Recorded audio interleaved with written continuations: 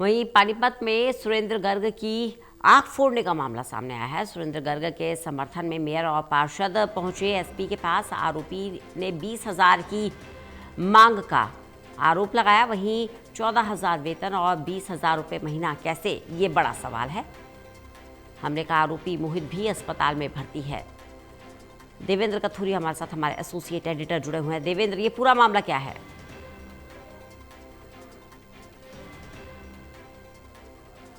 निगम पार्षद रहे हैं बीजेपी विचारधारा से और बीजेपी से जुड़े हुए हैं। खुद पार्षद रहे हैं, लेकिन इस बार जो चुनाव हुए थे, निकाय चुनाव, इनकी पत्नी रजनी गर्ग वार्ड 17 से चुनाव लड़ी थी और जीती थी।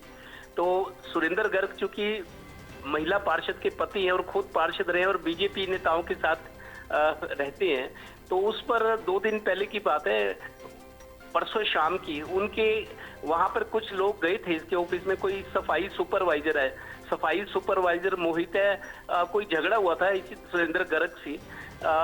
फिर वहां आरोप ये है कि इसका आरोप है मोहित का कि मेरे साथ मारपिटाई की गई और उसके बाद इसने अपने परिवार के लोगों को, दोस्तों को बुलाया। ये सारे इकट्ठे हो गए, सुरेंद्र गर्ग के दफ्तर में गए और वहां विवाद में, कहासुनी में मोहित और इनके लोगों ने कांच का गिलास उसकी आंख में मार दिया सुरेंद्र गर्ग की, और गहरी चोट आई है।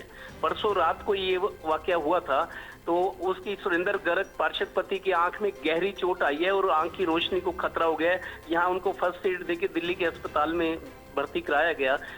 कल उनका ऑपरेशन होना था, शायद हो भी गया होगा, मेरे को लगता है। तो ऑपरेशन होना था। इस वाकये को जो निगम पार्षद हैं या मेयर है, वो गंभीरता से इसलिए ले रहे हैं कि कोई सफाई सुपरवाइजर पर दरअसल आरोप ये लगा रहे हैं सुरेंद्र गर्ग की जो पत्नी है, पार्षद है, या मेयर, खुद मेयर जो की टीम लीडर है इनकी पार्षदों की सदन में। तो मेयर भी कह रही है कि उसकी 14,000 रुपये सैलरी थी और वो काम नहीं करता था, उसको एक जगह से बदला गया था। मतलब बदसलूकी करना और काम में लापरवाही बरतना, ये आरोप है उस सफाई सुपरवाइजर पर। तो इस वजह से फिर कांच का गिलास उसकी आंख में मारा, कांच के टुकड़े चले गए आंख में। आप देखिए आंख कितनी नाजुक चीज है। तो खतरा देखते हुए उसको दिल्ली हॉस्पिटल में ले जाया गया। कल ऑपरेशन भी होना था, स्थिति गंभीर बनी हुई है। कांच देखिए बहुत हार्ड होता है, आंख की पुतली कितनी कमजोर होती है।